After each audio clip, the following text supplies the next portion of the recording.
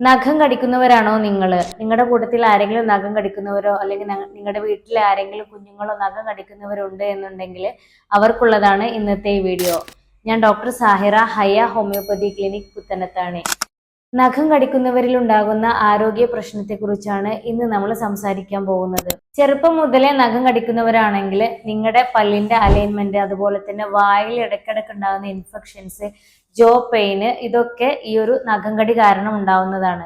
അതുപോലെ തന്നെ ഇത്തരം ആളുകളിൽ നഖത്തിന് ചുറ്റും ബാക്ടീരിയൽ ഇൻഫെക്ഷൻസ്, ഫംഗൽ ഇൻഫെക്ഷൻസ്, അത് കാരണം ഉണ്ടാകുന്ന സ്വെല്ലിങ്, പെയിന്, റെഡ്നെസ്, ഇതൊക്കെ ഈ നെയിൽ ബൈറ്റ് കാരണമാണ് ഉണ്ടാകുന്നത്.